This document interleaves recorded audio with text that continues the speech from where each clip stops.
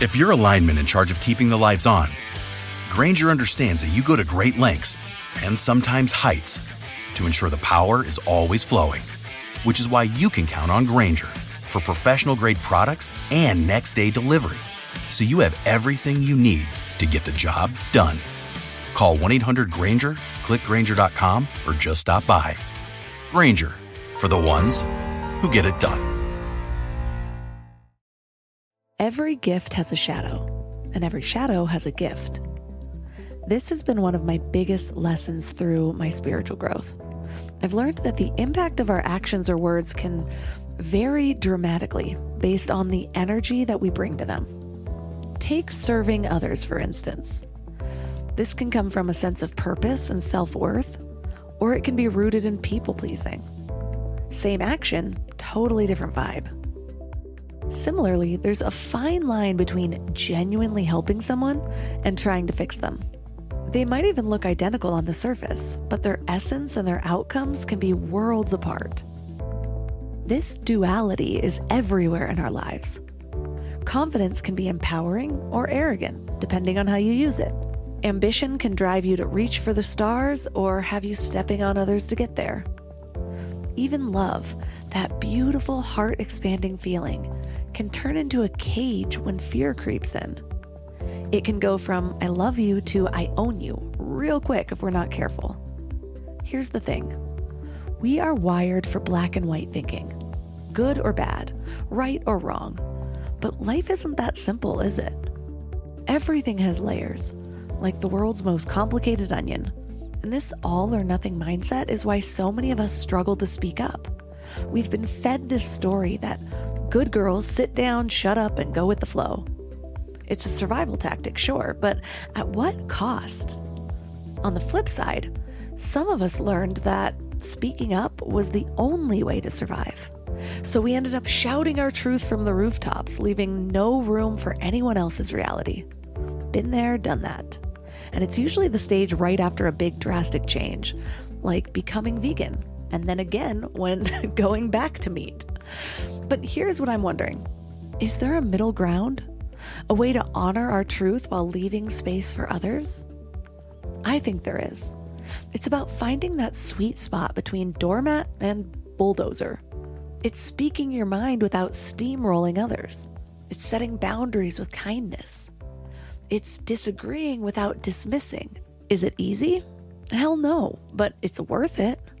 Because when we embrace the messy middle, we open ourselves up to richer relationships and a deeper understanding of ourselves. And if you're thinking it's woo-woo, stick with me because research in psychology and neuroscience backs this up. Our brains are literally wired for nuance and complexity. We just need to flex those muscles. So that's what we're talking about today, how to speak up from your soul rather than your ego. Our guest is Amy Green Smith. She's a life coach and hypnotherapist, speaker, and communication expert. She helps people find their voice and move to a place of radical personal empowerment and self-worth. 3 key things we will learn are how to master the art of setting boundaries without drama, why people emotionally regress and how to handle it with empathy, and how specificity in conversation just might save your relationships. Can we talk about back to school chaos for a second? The kids are getting back into routines, everyone's schedules are crazy, and suddenly you're supposed to have dinner on the table every night like some kind of magician. But want to know what I figured out?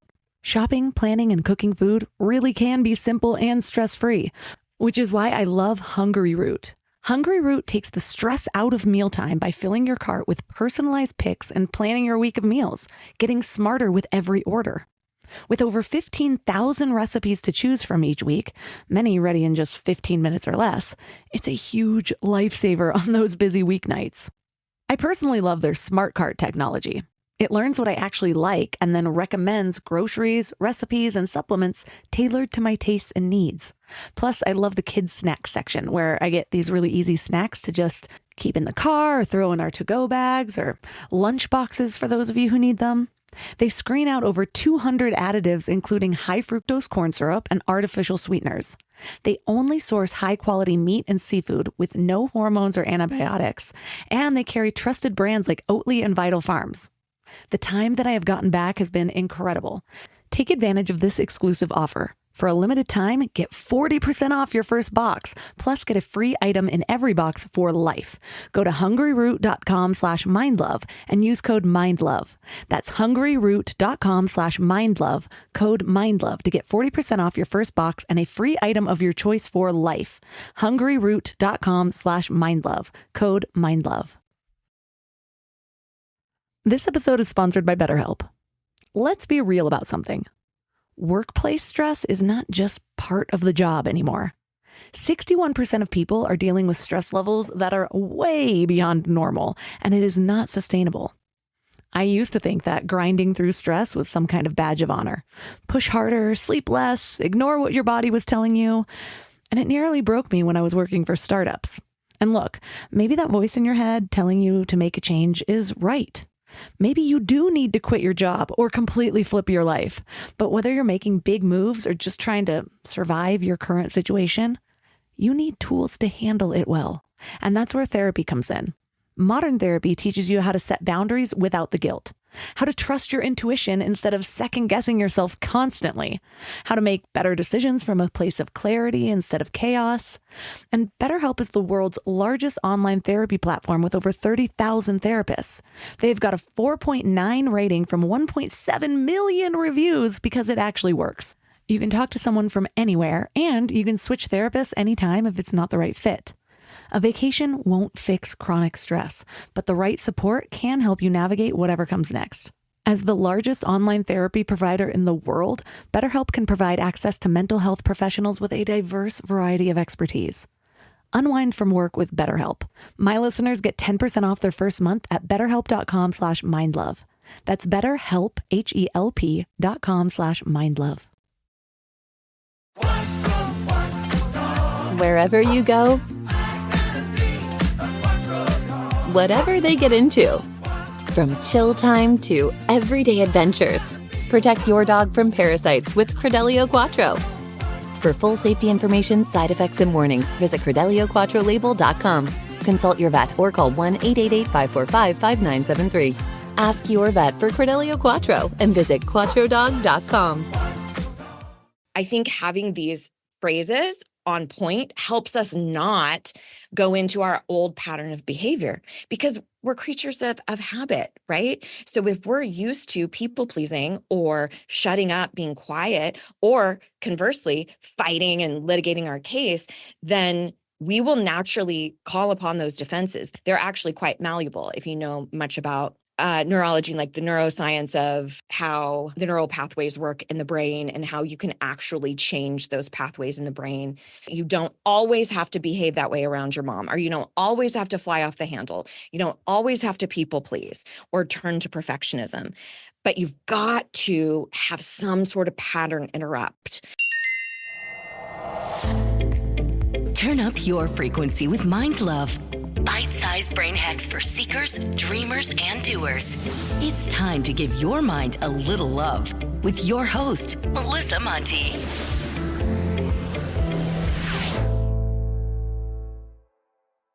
So what inspired your recent deep dive into the art of speaking up?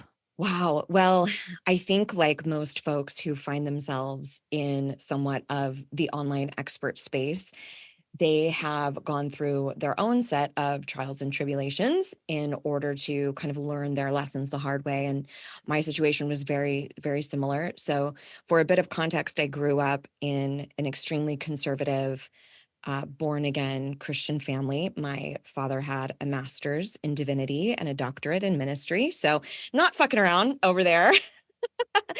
And, for all intents and purposes, I was the good kid, right? My two younger siblings did jail time and had trouble with drugs and, sort of the quintessential older child compared to the younger kids. And I started working when I was 14 and put myself through college, got married, moved out really young, and was quite self-sustaining.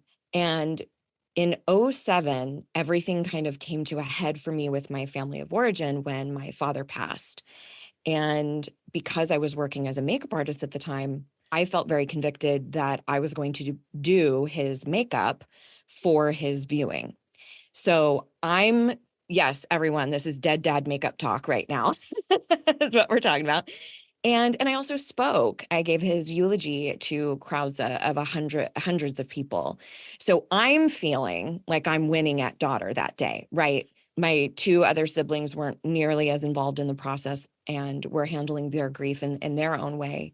So I'm feeling like a bad bitch, like I'm really showing up for my dad. I get back home to my mom's house and she finds it the most opportune time to tell me that she feels that my father and her had failed as parents because the three of us grouping me in with my derelict siblings, they're not that way anymore.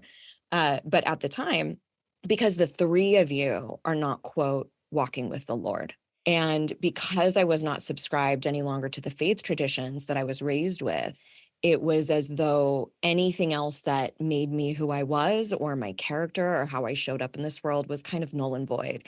And also grouped in as a triplet when I had my own identity. And I think really the only thing I could kind of muster in that moment was to say, I don't think you should say that to a child.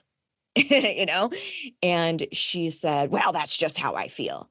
And I'll tell you what, Melissa, up until that point, I was a fantastic shapeshifter.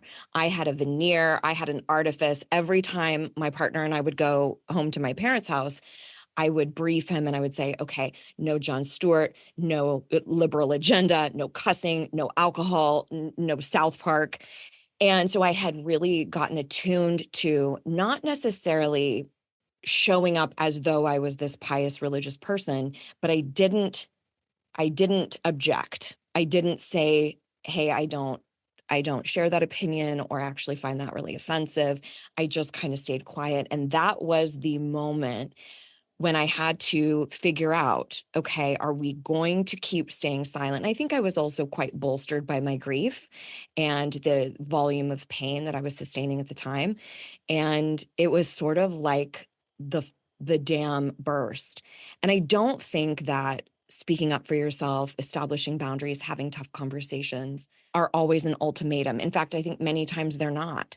However, if push comes to shove and I have to decide between making someone else happy or making me happy, I'm going to choose me. And that was the day that really shifted for me. But I'll tell you what, it was a shit show after that. It was not beautiful. It was not articulate. I became incredibly combative and adversarial, and I wanted to fight about all of this stuff that I hadn't given voice to for so long.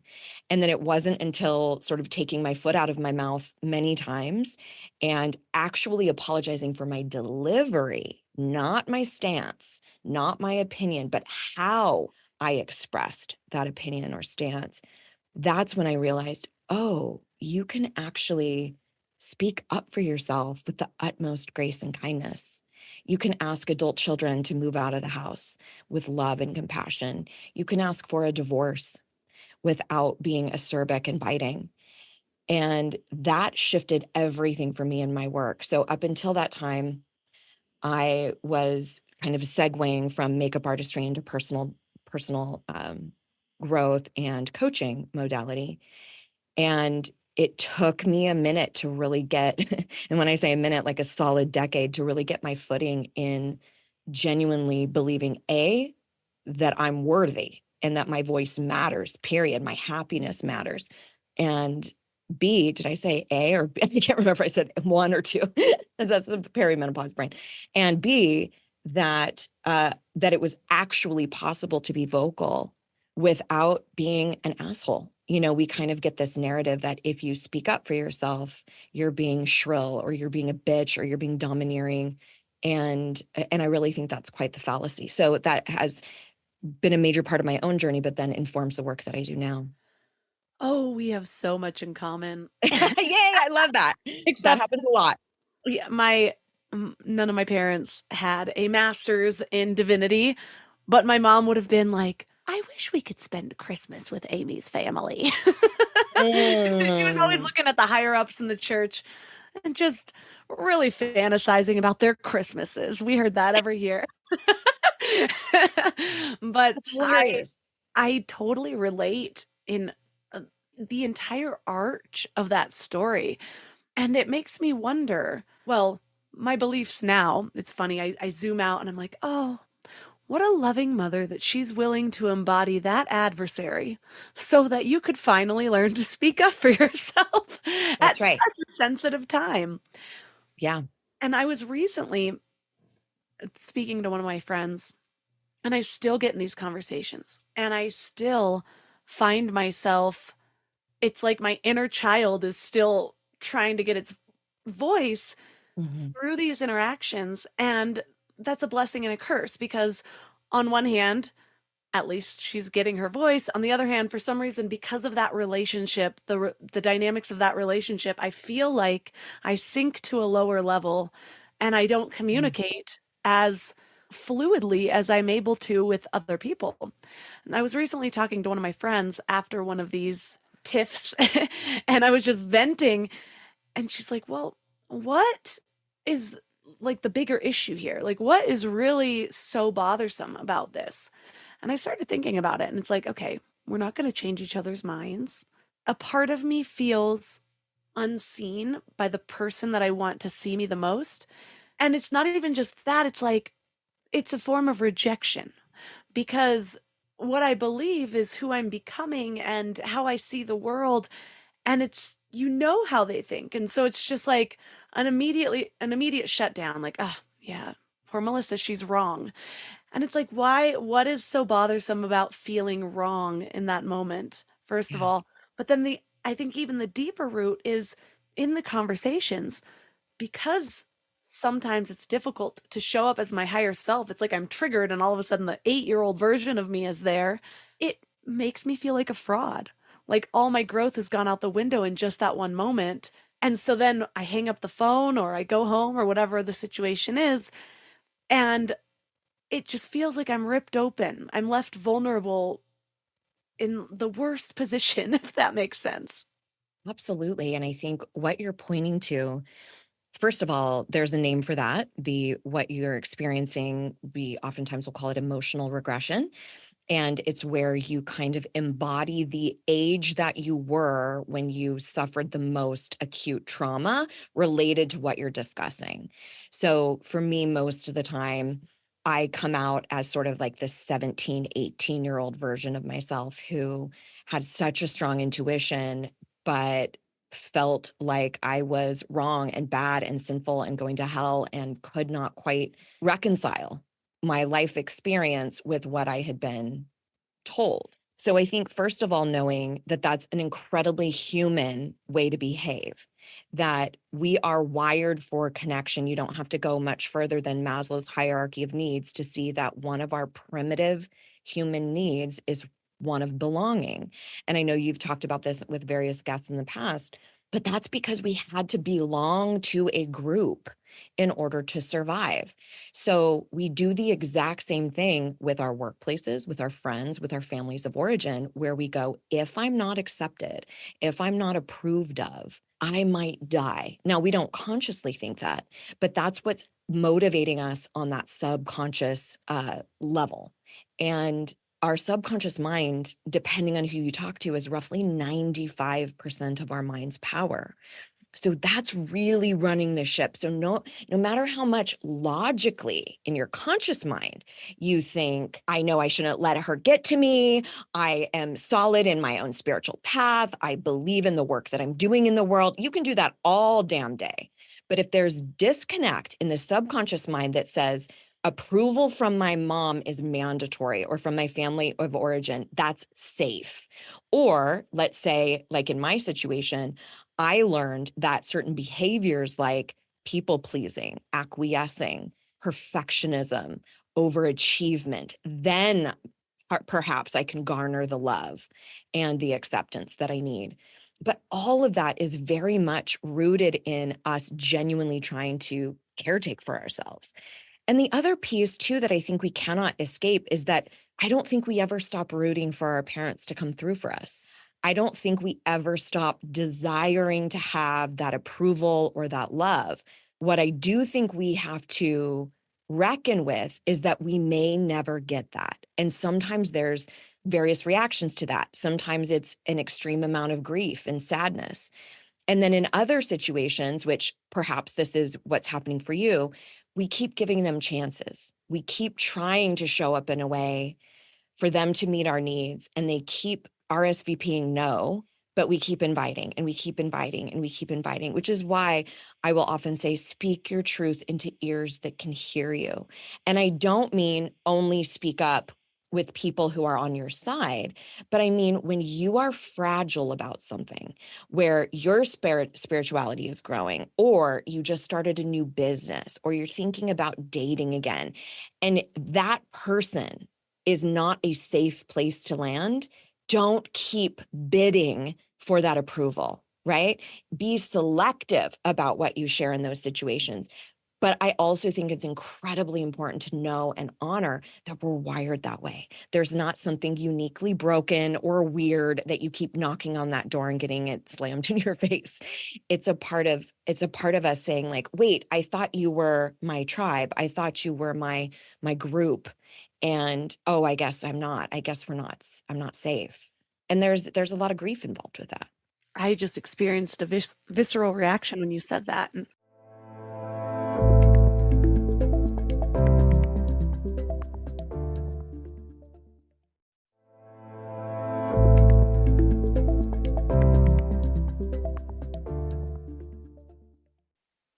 I just experienced a visceral reaction when you said that. And one thing that comes up for me a lot that I've brought up time and again on this podcast is just one of the things I feel like my soul came here to work on is that loneliness and belonging. I was an only child. We moved a lot when I was a kid, even though my mom won't acknowledge that we did. I'm like, can I count my elementary schools for you? Like, what do you mean we didn't move a lot? Really confusing to me. But anyways, I don't have siblings to bounce off with. Whereas my husband and I have talked about this. He had a lot of siblings. And there's something to be said about another person who is having a very similar life experience as you, where you can look at each other and say, Mom and Dad are crazy. Whether or not they're actually crazy, but it's just maybe the 12-year-old self versus the 30-something-year-old group. You experience each other as a little nuts. And so I never had that. And so for me, it was always, I must be wrong. I need to integrate this as absolute reality. They're the adults. And so I had the same nudges of, I don't really fit with this. And so I spent a lot of my early 20s feeling that it was like this borderline of rejecting God and having a subconscious awareness that this might just be me rebelling. This might just be me angry at God. But their reality was still absolute reality. And so in a vulnerable moment, I would be really trying to understand how that was true. And so now I spent a lot of years understanding biblical history, how the Bible has changed over time, what other religions have said. I needed to do like a deep excavation of religious history to really figure out what my truth was, because I needed proof on my side. Whereas I feel like another version of me that if I would have grown up in a different situation, maybe I would have just been able to find it with a little more ease. But instead, I had to create my armor. I had to build a case for my beliefs, which again has been another blessing and a curse. I think that has brought a lot to what I'm here to deliver to the world. And also it's created a lot of pain and internal conflict. And so it's just interesting now how I still feel the need to do that. And it's funny because I'll still have that emotional regression in conversations. But now I'm at a place where I feel like I want to find that middle ground. Like, okay, well, what do we agree on? We agree that there is a higher power. We agree that Jesus was a beautiful human. We might disagree a little bit on, or a lot of it on his exact role in the world, although I can still frame his role in a way. And so I've found these like coming to the middle things. But then I wonder, am I doing myself a service or disservice? Am I doing the relationship a service or disservice? Because then it feels like I open the door to, for example, just this week, I got an email. I really hope you'll watch all of these episodes. I think you'll really resonate. I don't even know what it was, but it was a 6-episode series that also had Bible study underneath it. And I'm just like, I'm not open for this. Like, and so Right. it's like, I wish we could meet in the middle and also have the opening to, can you meet in the middle too? But no, it's like, oh, Melissa's opened the door. Now I can Witness. rush in with all this. Yeah, I have a similar situation where I had shared with my parents ages ago that I was really questioning a lot of things. So of course they buy me a book called Can a Smart Person Believe in God, which is totally a Christian book. And I I didn't say this at the time, but I was like, "Oh no, I'm clear I don't believe what you believe." That's already clear. But I'm just exploring other areas. And I too felt that conviction of I need to have a counter offer. I need to have something that I can say, I'm this now. This is what I believe. And I thought I had to subscribe to something. So I looked at universal Unitarianism and some different spiritual faiths that I felt like I could get on board with. And it honestly wasn't until probably 4 or 5 years ago that I was even introduced to the word deconstruction. And, I had essentially deconstructed from my faith 27 years ago. And what's curious about that is there are all these ways to excuse your behavior. So they will oftentimes say that eliminates the place of responsibility or fallibility on their behalf. So they'll say things like, oh, you just want to sin. You just want to live in sin. And I'm like, well, what if I just don't believe that sin exists? Then everything changes. It's like, oh, your heathen ways. It's like, well, no, I just don't believe that that's a thing. So I think one thing that has been really helpful for me is to give everybody the same type of respect that I want in return. So years ago, I had a conversation with my mom where she would routinely invite me to church. She would routinely invite me to these different events or give me gifts that were Christian in nature. And so I said to her one time, hey, listen, that this has to be really difficult for you that all 3 of your children opted to not follow something that you would literally lay your life down for. And we opted out of that. I can't imagine how difficult that must be for you. And I also am not opting for this way of life out of spite or out of hurt towards you. And the same way I don't ask you if you're celebrating summer solstice or talk to you about your astrological sign or tell you what's coming in from the spirit guides. I don't do that because I know that's severely offensive to you. So I would like the same in return. And here's what I will promise you. If I ever change my mind, you will be the absolute first person to know. But going forward, what I would humbly request is that you refrain from inviting me to various functions. And I just gave her sort of a list of like, please don't gift me anything. It will immediately be tossed. And I would hate to do that, right? Like, so I just gave her all of these specifics because when you are communicating with somebody, if you say something like, I just need you to respect my spirituality more, it's like, well, what the fuck does that mean? If you go to your partner and say, I need more romance, he's like, sweet, she wants me to initiate sex more.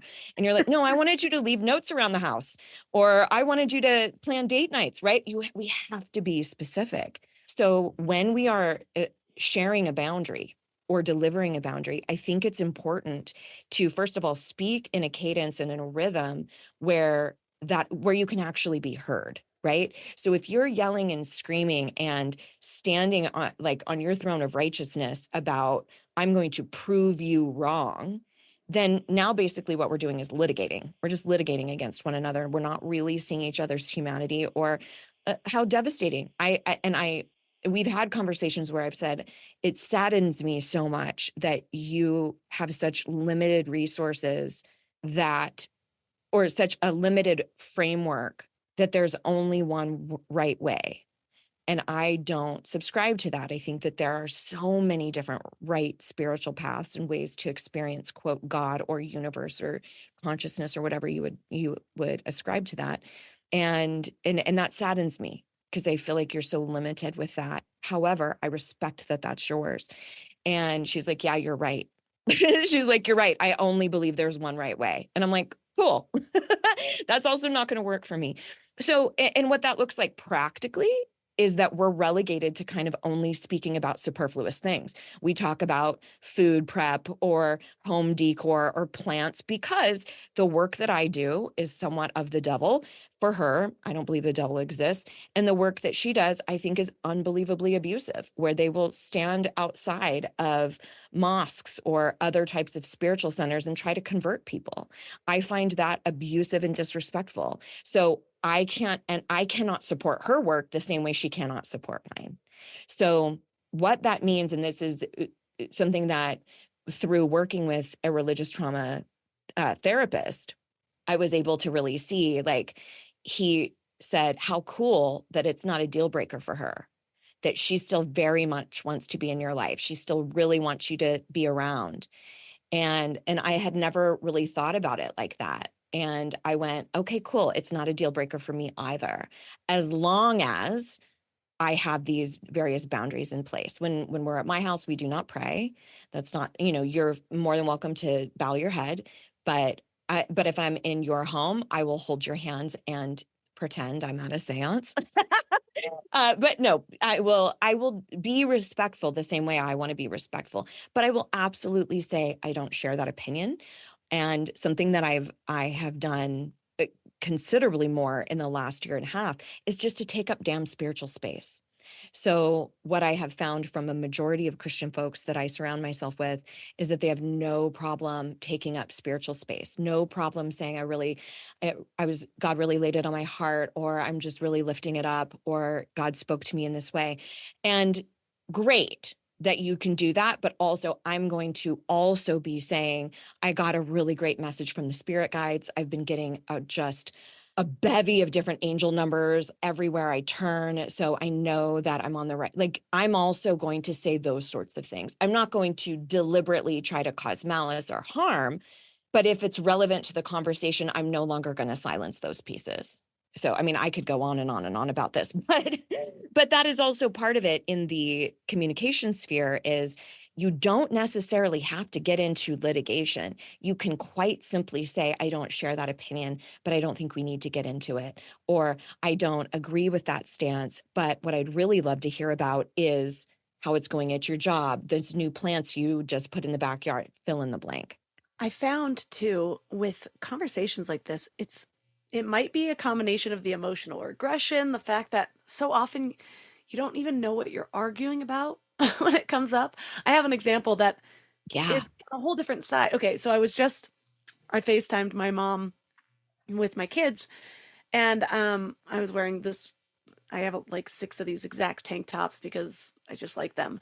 Because of course, when you like them, you buy them in every color. Yeah, and I kind of use them as a bra. I went down the lymph node rabbit hole of like how bad it is to have restriction right under your boobs. And so I'm like, well, what sports bras are too tight. Anyways, these little tank tops are perfect.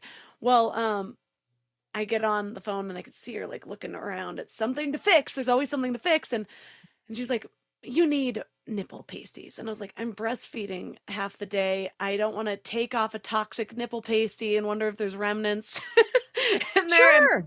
And so I'm like, no. And my first thing was free the nipple. The thing is I have like 9 different thoughts. I don't care that my nipples are showing. I don't want nipple pasties. I don't even go outside that much. But those are all coming from a different angle. And so I'm just like, free the nipple, first of all. I don't even see people that often. And she's like, you see people, you go to the grocery store and the post office. And I'm like, God, you miss one word. Yeah. And so then I'm like, no, I mean 97% of my day, I am only around our nanny and my husband and my kids. I don't care if my nipples are out. But even if they are, I don't think it's that bad if my nipples are out at the post office. Like if you see my nipples, there's 6 paradigms I'm trying to break with this. And so I pause for a second. I'm like, I don't even know what we're talking about. And like, where is this going? Why?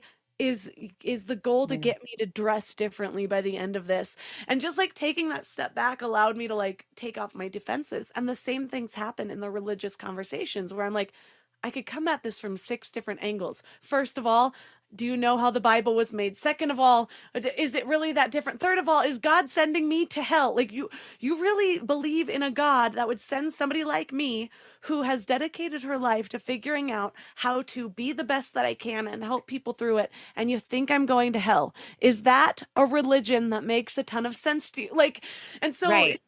with anything in these conversations, I interviewed somebody a while back on how to have respectful disagreements, and he said the number one thing is figuring out what you're even talking about. And so often you're coming at it from so many different angles that you just that's how people argue. And it's like, well, it comes up in politics a lot. Somebody will say something about whatever president that they like, and then it's like, well, at least he's not this. And it's like, that doesn't solve the homelessness issue. Like, we're talking about homeless. Right. How is talking about how this guy talks or what this guy does going to solve the issue that we're trying to solve?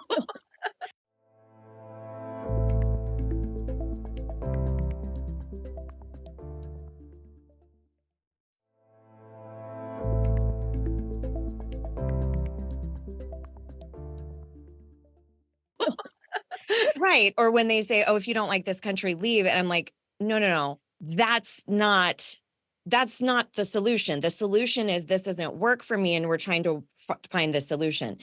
So there's 2 concepts that I want to address around this conversation with your mom that I think could be really enlightening and helpful for people. One is what I like to call the conversation container, meaning the way that how we are enveloped, our tone of voice. If I'm in this space to actually have this conversation with you, if I'm interested in your feedback or your opinions about my nipples, all of that stuff is what I consider the conversation container. So I'm 45 years old. I'm very, very child-free by choice. And I have always been definitive about that since I was a teenager. I was very, very clear that that was not something that I was interested in. However, people wanted to ask me, because I got married when I was 20, they wanted to ask me, oh, you're knocked up. Like, oh, sure. And I'm like, I don't like children. And then they would not know what to do, which was very contrarian of me, but it was fun. So often people feel as though they have the right to make comments or ask questions like, when are you having kids? What if I had been having horrible issues and couldn't get pregnant? It's like, well, thanks for fucking bringing that up. The conversation container is not one of consent. It's not one of I'm on board to have this conversation with you. So one way to address that with her would be to say quite simply, I'm not interested in being in a discussion about my attire today. It's shutting down the entire topic, as opposed to litigating about who is right or wrong. Because then what we're talking about is the surface issue versus the root issue. This is another alternative. And you kind of alluded to this a little bit with talking with one of your girlfriends about what is this real anger about. So the surface issue is, should Melissa wear or not wear pasties? That we can fight about all damn day. The root issue for you is there's always something wrong. There's always something my mom needs to nitpick about me. I don't feel seen. I don't feel valuable, because there's always something to be fixed, right? And I'm, of course, putting words in your mouth, however you would say it. So you will go so much farther in a conversation if you have the vulnerability, and it's safe to be vulnerable and express to her the root issue. So instead of talking, and again, this is, you can pull either tool out depending on where you're at in any given day. So you might say something like, Mom, we could go back and forth about whether or not I should wear pasties or not, but I need to express to you that the way that that sounds, the way that that lands for me, is that there's always something wrong. There's always something that I'm not good enough about, something that needs to be nitpicked. And to be quite honest, it just makes me feel unseen. And it doesn't make me really enthused to show up to these calls, right? So now, not every person is safe to be that vulnerable with. Some people will weaponize it. So you have to be clear on, is vulnerability a suitable tool to use with this particular person? What I will say is, no matter how contentious the situation or the relationship, most of the time we haven't given vulnerability a try. Most of the time we've just fought for who's right. and double down on that. So if it is somebody who you do want to continue a relationship with and you would like it to improve in some way, or you have a grievance, like they always nitpick something, it's worth it, I think, to at least try the vulnerability card and talk about the root issue, what's really happening, as opposed to the surface issue. We do it in relationships all the time. So in almost every household, at least in heteronormative terms, maybe in queer terms too, you fight over who loads the dishwasher the right way, the wrong way, right? And you can go to blows about that. When you stand back, and I know this from very personal experience, why am I doubling down on, no, I'm not in a bad mood. You just don't know how to load the dishwasher the right way. When I stand back and look at it, that the surface issue, the presenting issue is the damn dishwasher. The root issue is I'm overwhelmed in my work, or I'm stressed out, or I'm worried about something that's happening with a client and I'm taking it out on you. That could be a potential root issue. It could also be a potential root issue that I don't feel seen or valued for the work I put in domestically, or I feel like a lot of my household labor goes unseen. And so this one small request feels emblematic of not being seen or heard in our relationship. The clincher with all of this is that it is far easier to yell and scream about should I or should not wear pasties than it is to say, hey, listen, here's what happens for me when you say things like that. That's vulnerable. There's risk involved with that. And most of the time we've been hurt or scathed by that person already. So we're already barriered up, armored up. So those are two tactics that you could choose. Either address the conversation container. That's not something I'm interested in discussing today, Mom, but I'd love to hear about. Change the subject. How did it go at your doctor's appointment? Whatever. Or target that root issue as opposed to the surface issue. And that's going to be dependent on that unique relationship and also where you're at. Like if you just had a horrible interaction with a client or your partner or something like that, you might not be in the best space to have a vulnerable conversation with her. Or maybe you know that she just got a bill in the mail that she's freaked out about. She might not be in that space. So it's sort of, all of these things have nuance and I think are important to note in deciding how do I want to address this. What are you thinking over there? I'm super curious. All of that's awesome. And I love but I would love to hear about that addition, because what I've found is there's been times where I've actually had the wherewithal to shut it down. It's rare though, when that one relationship, for some reason, like I said, the emotional regression, it's like every other relationship, I can sit there and just be silent an extra moment and really think about what I want to say.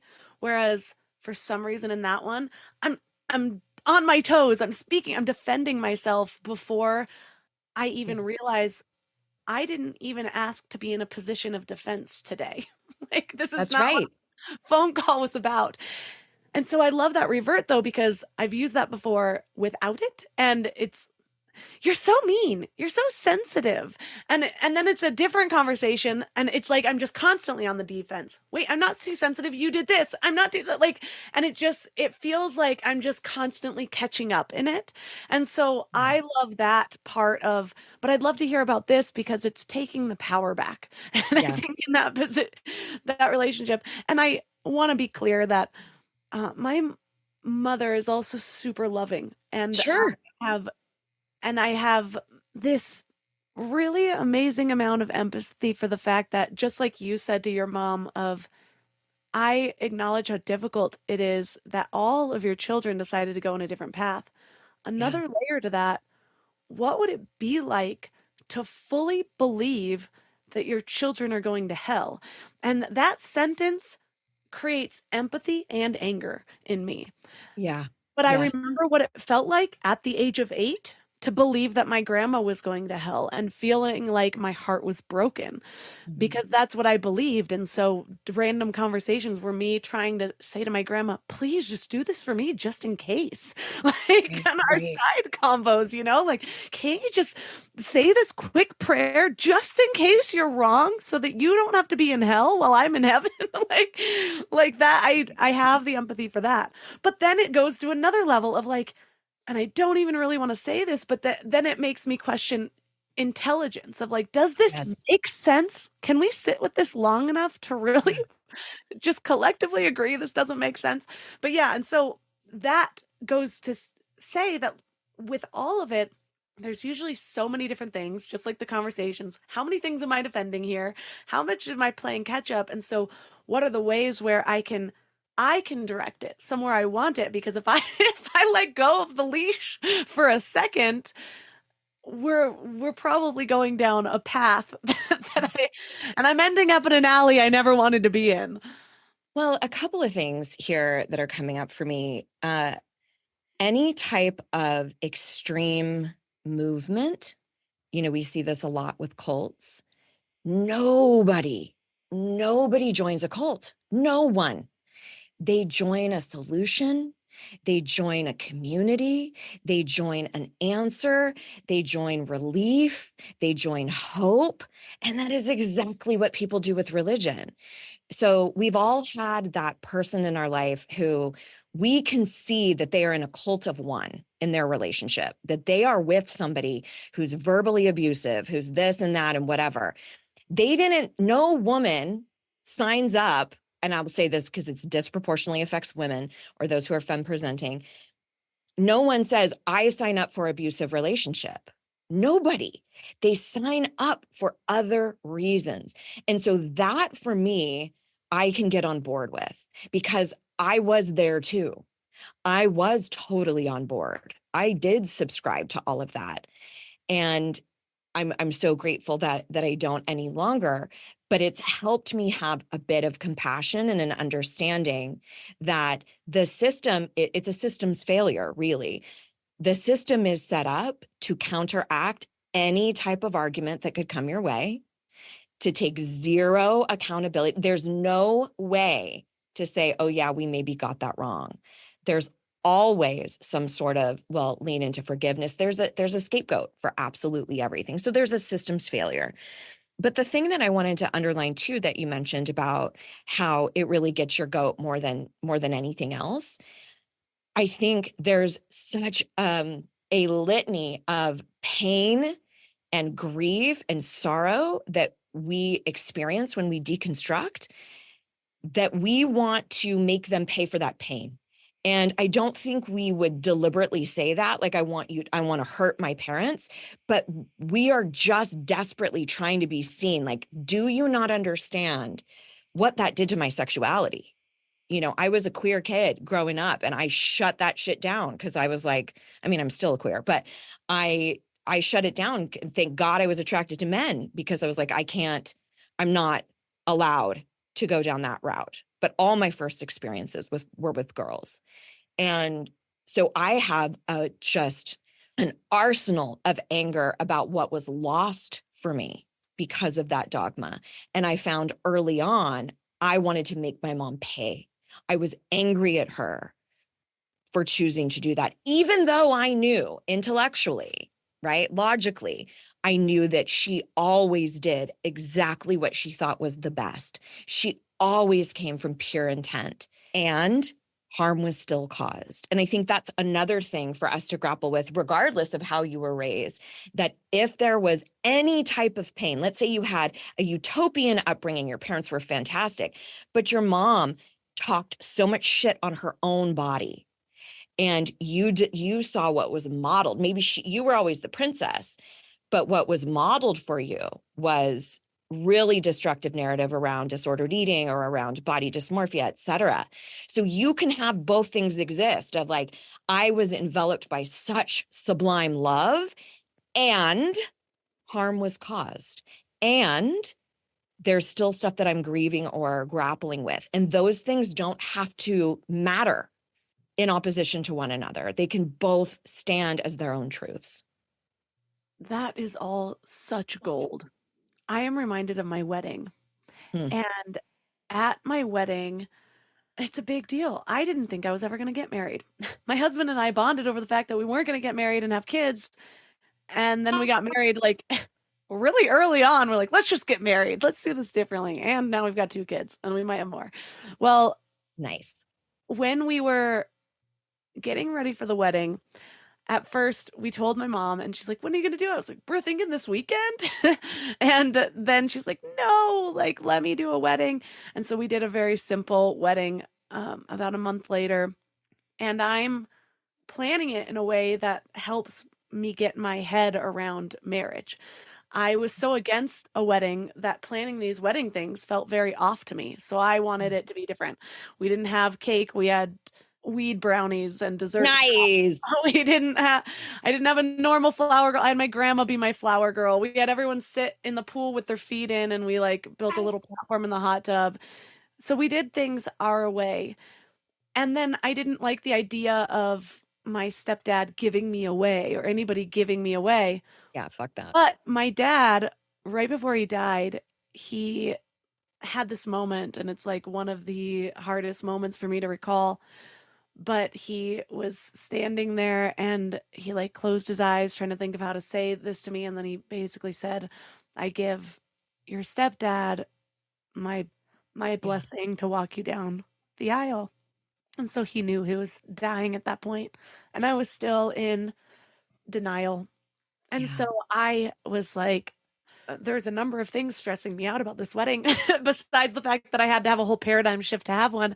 But also I had to figure out how can I honor this really important moment for my dad while also not wanting to give somebody to give me away. And so I had my stepdad officiate the wedding, which was great.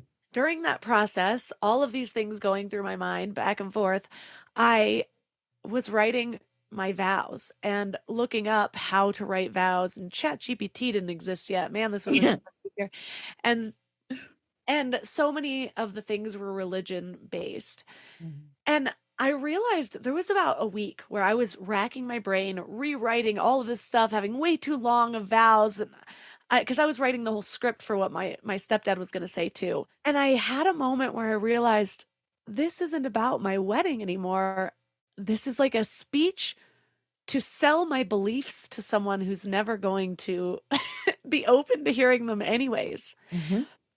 And it got me thinking, how many of these conversations, whether I know most people aren't having an argument in their wedding vows, but how often does what we're trying to speak, the truth that we're trying to speak, are we inadvertently trying to sell ourselves where we don't necessarily need to be sold? And where is the line sometimes, and how easy is it to cross differentiating between an ego-driven assertion versus a soul-aligned expression? What truth needs to be spoken versus what truth just needs to be held? Yeah. Wow. Well, first off, let me just say thank you so much for sharing that. And the situation with your father, what I hear in that anecdote is such extreme amount of love from him. And I think it's an important point to underline that his intent, at least from my vantage point, was not, let me uphold an unbelievably misogynistic and patriarchal tradition that is rooted in women being property. Right? Like, that's not what I'm hearing. I'm hearing, I want to show up for you to be an emblem and a symbol of how much I love you. And so I think it's important for us to recognize intent. I don't think that it's always excusable, right? Like, I don't think it's always something that we're amenable to, but I think we can give it some credence whilst also establishing a boundary. But I think what you're talking about here is over-explaining. I mean, just quite simply over-explaining. It's very akin to if somebody asks you if you're available to hang out, like, hey, can you come over to my house tomorrow night or whatever?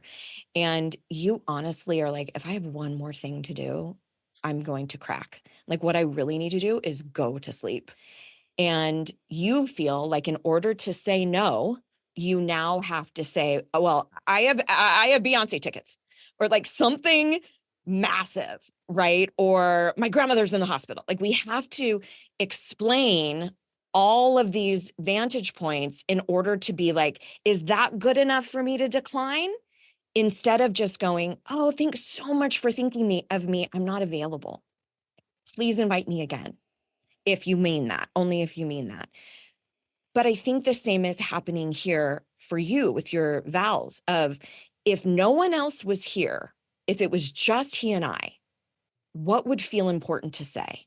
What would feel like it is symbolic of who I am in this union and symbolic and even literal of who we are in this union? Do we want to call in grandma or anybody else or dad, right? I've had some similar conversations with my partner because we know that when whoever passes first, we 100% want somebody who is skilled in clairvoyance, clairaudience, clairsentience, somebody who is a medium or available to communicate, has that gift, has curated that gift. That's not going to go well with all of my family. That's okay. I am okay with that. It is way more important to me that he and I have any type of vehicle of communication. Again, from my spiritual standpoint, I'm going to take up spiritual motherfucking space. That is important to me. Now, going back and redoing my wedding on my own terms or things like that, because again, I have a lot of regrets. I got married in the 90s, y'all. I would never have my dad also officiated my wedding, but he walked me down the aisle as well. He gave me away, so to speak, which is not a thing. But I do still have a lot of positive sentiment around that and such an endearing memory. Again, because I know that it wasn't rooted for him in something misogynistic and patriarchal. So I think it's a sliding scale for all of us. For some people, that would not be acceptable. You would never allow that. And that's okay. That is okay too. So I think it's about the removal of the external opinions. If it was just he and I in this hot tub getting married, what would feel important to say? And I think we can also think about that in a bevy of other different scenarios of, okay, if no one was here, what would feel important for me to embody? How do I want to show up? And how can I be congruent with that, even when there are opposing forces around me? I think that's a question that always comes up now when I'm in a position of potentially needing to speak up. What can I embody? And a lot of times that will remove a lot of what comes up with the first question of like, what do I need to speak up about? Because so often I think that is how we define our truth. By speaking it, by drawing our line in the stand, putting our flag in. Whereas to me, that's sometimes, not always, sometimes it's definitely necessary to speak up, but it's my little over-explainer popping up. It's like, I don't need anyone to accept this. I don't need anyone else to align with this for me to believe it's truth. And I think that's the position I held for too long is truth is truth. And if there's one person in the room that is actively denying truth, there's like a hole in it. We need to fill it. And so I was constantly trying to fill all the holes. And for a while that served me to really figure out what my holistic view of my existence was. But then it reminds me of something you said in the beginning where you basically laid your cards down of saying like, you're still exploring certain things, and it like opens the door of, oh, you're not sure. You still have questions. Let me give you this book. And one of my truths is that I always want to leave room to explore. I always want to leave room for deeper questions. I don't think the nature of reality is simplistic enough that we're going to define it in one sentence, or that we even know fully what it is. Any one of us grasps the complexity of what the true nature of reality is in general. So I feel like I am going to be searching my entire life, and there will still be answers unfolding until the day that I die. And that is not to say that I am open to be convinced of anything. I Yeah. might be meeting the right person, having the right conversation. Yes, I might leave that conversation convinced of something, but that does not mean that the doors are open for you to insert anything that I'm not asking for or that doesn't Right. unfold naturally. And I think this comes full circle to some of the stuff that we talked about with not having to give a fucking TED talk every time you feel like somebody's wrong. Because here's the deal with truth. Truth is different than fact. Truth is akin to beliefs. Beliefs are malleable. Beliefs are simply a feeling of certainty. So if you believe soulmates exist, you're far more likely to experience that than if you don't, right? Because you are looking for evidence to support that belief. So I think we have to get, because what you might define as truth, someone else will say, no, this is truth, that, women belong in the home or something asinine like that, right? Like, no, they don't belong in the workforce. That is the truth. That is how we are designed, which is also not true.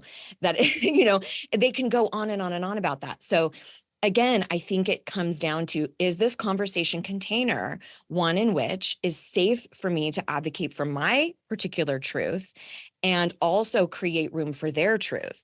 So one of my favorite stock phrases, and this is something that I would really encourage everybody listening to memorize, literally write it out, stand in front of your mirror and repeat it over and over and over again. It is quite simply, I don't share that opinion. I don't share that opinion. I don't share that opinion, but we certainly don't need to get into it. I don't share that opinion. Like, just having it ready to go. This happened for me years ago, where my little brother, who we are definitely opposite sides of the aisle. And also, could we have way more sides to the aisle instead of just two? Jesus Christ. But we were talking about guns, or he had brought up guns, and I did not want to get into it as we were going out to dinner for a family event. And it was not the time or the place. And he's literally following me going, trying to, again, fight for the right. This is, I'm going to be right. I'm going to be right. Well, you don't think it goes against Second Amendment, but First Amendment, and I'm going, I told you that I'm not going to engage in this conversation with you any longer. So I'm not fighting about if the legislation is correct or not. I'm not talking about any of my opinions. I'm saying I'm not engaging this conversation container anymore. And he followed me, and I said, I am going to continue walking away from you until you stop talking about this particular topic. It's reinforcing the boundary, not the opinion. It's saying, I'm not doing this conversation, full stop. And they will rope you in. They'll rope you in with, and again, oftentimes it's not malicious. It's just the tools that they know or that they have. They'll say, oh, what?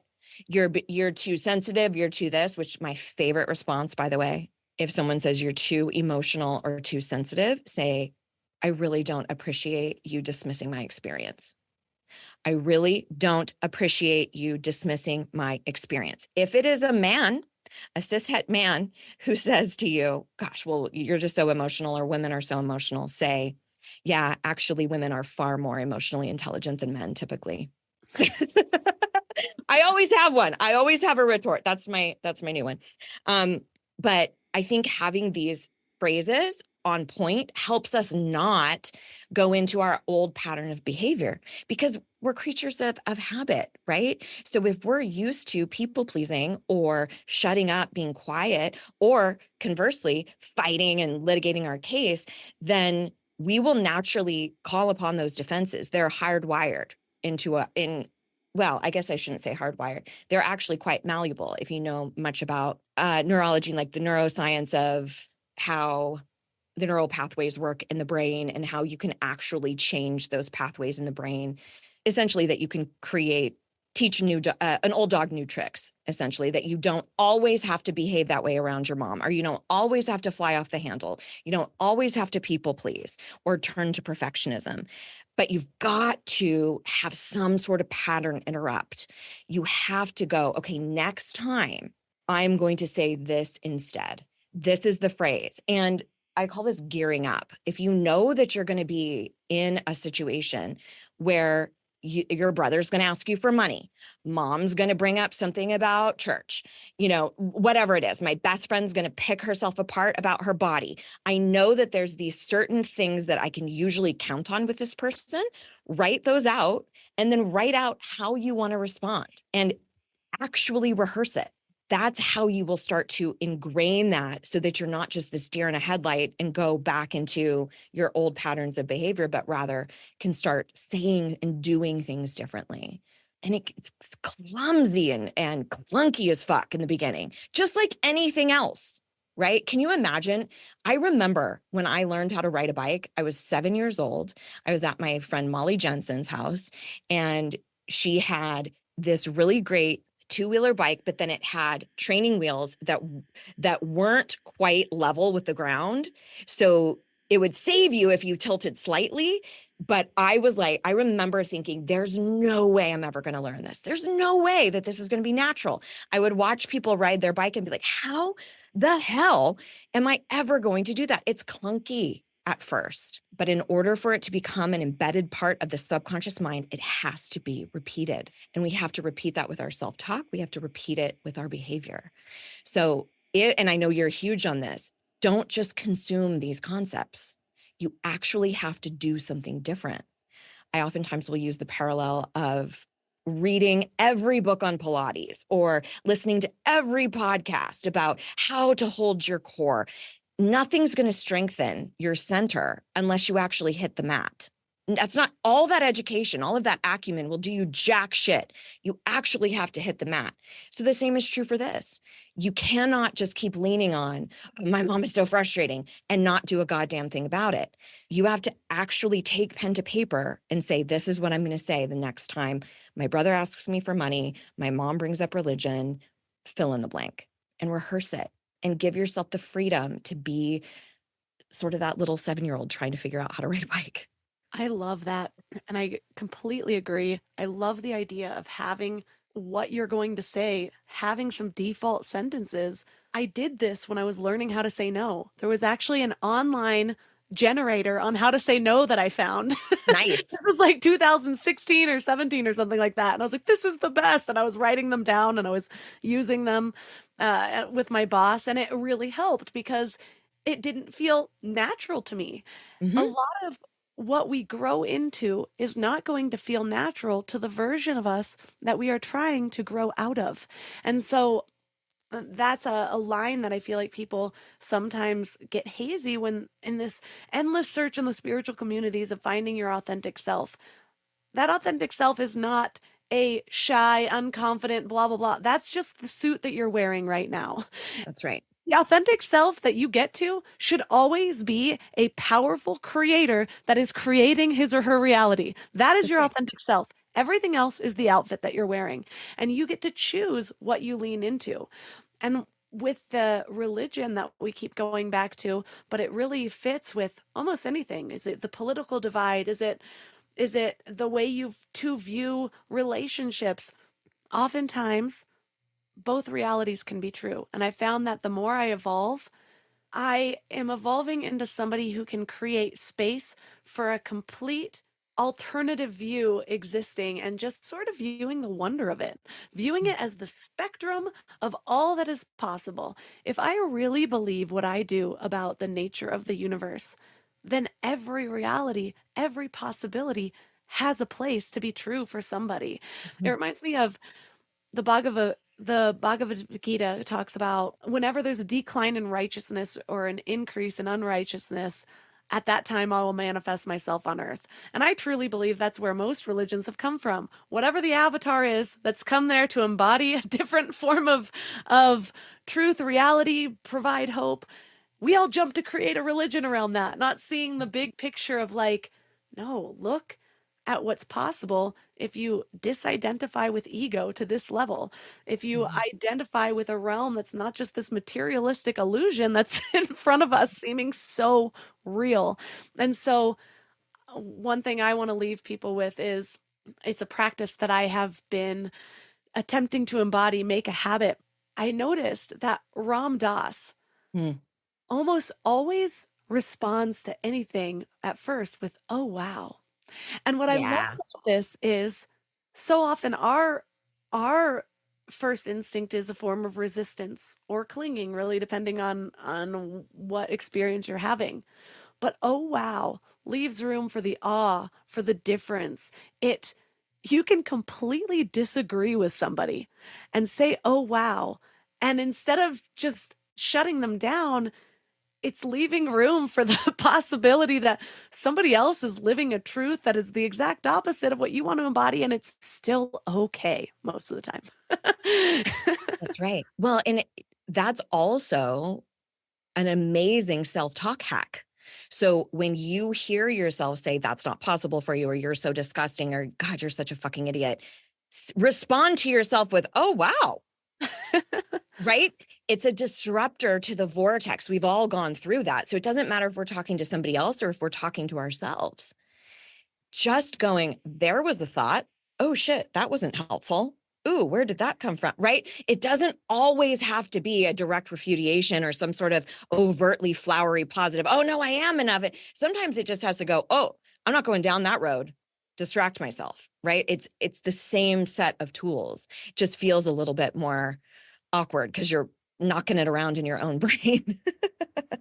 But Well, something that I wanted to mention too with all of this stuff is, how the hell would we know? How the hell would we know what to say if we didn't Google it, if we didn't listen to some podcast? Like, none of us are, and thank God this is starting to change a little bit now with like Alpha and Gen Z. But if you are a millennial or older, it's likely that you were raised with parents where you had to shapeshift in some way, or you're making up for something in some way. So I think, how on earth would we know what verbiage to use to speak up for ourselves in our work world, or tell somebody we don't want to date anymore, that we want to divorce? Like, where would we get that information? Our parents? Fuck no. Media? Absolutely not. That leaves trial and error, basically. So please be gentle with yourselves if you're listening and going, oh, wow, I can't imagine getting to that point. I would have said that same thing. And it's commitment and study toward who you want to be. It's going all in on you instead of everyone else. And that is already a massive paradigm shift, because disproportionately, as women, we are conditioned to caretake for everybody else. A majority of our toys, again, this is changing, but many of us grew up with caretaker toys, how to cook, how to take care for babies. That is wildly inappropriate, in my opinion, to put on a child. Here, caretake for an entire human. Give me a science kit, please. Give me the NASA kit. Teach me how to work a dump truck, because that seems way more innocuous than take care of an entire human. I obviously I have issues with that, but again, this is a systems failure. We're set up to think that we have to caretake for everyone else's emotion, that we have to twist and contort in order to be accepted. So please recognize that going all in on yourself, the cards are already stacked against you. So be gentle. This is not for the faint of heart. It's a challenge, right? But my God, the reward is worth it. Well, I love leaving listeners with a grounded peace of mind, love, something to focus on this week. We've already given them so much, including actual phrases to say. Would you add anything to the focus for the week to make all of this real? Well, something that you brought up a little bit earlier was just like, where do I need boundaries, or how do I know when to speak up? And I think one of the things that we can look at is how invested we are in the reception from other people. So I use the phrase constantly, you are responsible for your intention, not your reception. And your intention is who you are being, what you were saying earlier. How am I showing up? Who am I? How am I embodying myself? If somebody were to see me on a stage or on a screen, how would they describe that character? Those are the things that we go, this is my intention. This is who I want to be. I want to describe my character this way. Our reception is the litany of ways that we can be received. Some people are going to be totally aligned with you and be like, hell yeah, that's amazing. Some people are going to be indifferent. They're not even going to clock you. You're not even going to be on their radar. And then others still will be acrimonious and hateful towards you, think that you are not who you should be, or not behaving the way you should be. Your nipples should be covered. And it's up to you in those moments to go, okay, am I at peace with how I showed up? Because I'm responsible for my intention, not my reception. Well, thank you so much I just loved this conversation. So lively, so many actionable things grounded in real examples. So for listeners that want to learn more about you, where is the best place for them to connect? So my corner of the internet is over at amygreensmith.com. And all of those names are spelled the basic bitch way. Nothing fun, nothing exciting. Amy Green Smith. Not even an extra E on the end of green. But quite easy to navigate. And you'll find a bunch of different freebies over there. I have a free workbook you can get your hands on that has 9 actionable challenges to help you start speaking up. And a lot of the things that we've talked about today will be covered in very tangible, actionable challenges. There's a free hypnosis around anxiety and fear, if that's something that you struggle with. So lots of goodies. And then like any self-respecting Gen Xer, I hang out the most on Instagram. You can find me under that handle, Hey Amy Green Smith. And that's kind of my handle all across social.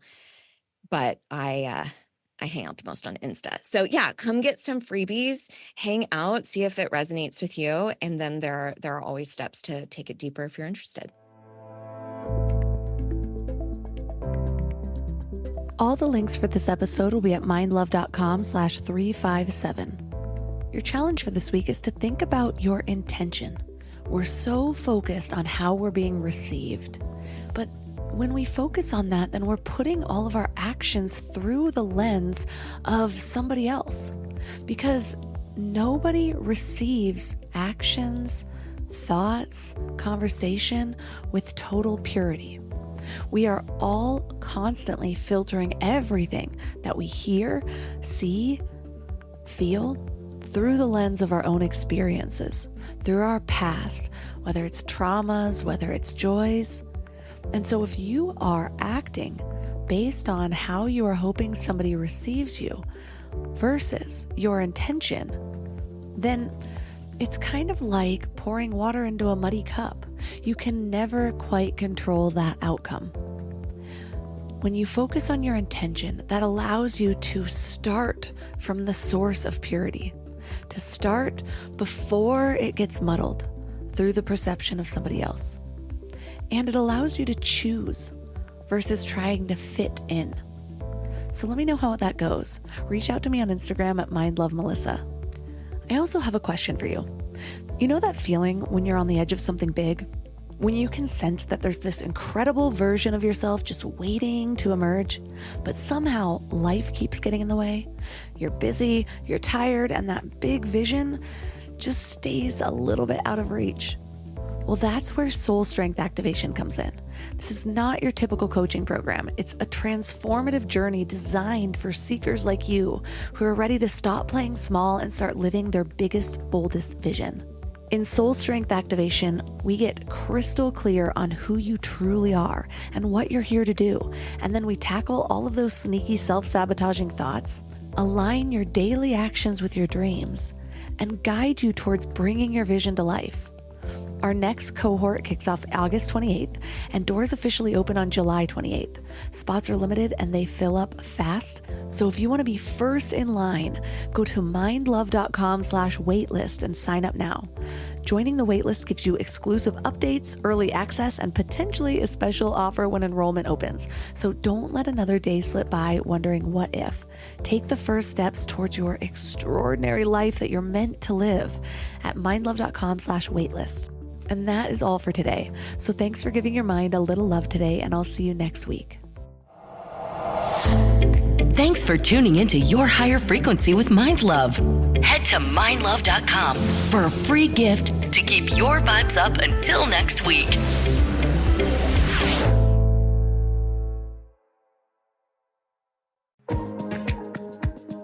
Hi, welcome to IKEA. Can you turn back time? I'm sending my baby to college. We don't do time travel, but we can make sure you find affordable, stylish options they'll love. Aww. Also visit our website to see how verified college students with an IKEA family account can receive a one-time use 15% off coupon. Double Offer in September 30th, 2025. Valid ID required. Discount apply proportionally across items purchased as shown on receipt. See IKEA-USA.com/readyforcollege for complete terms.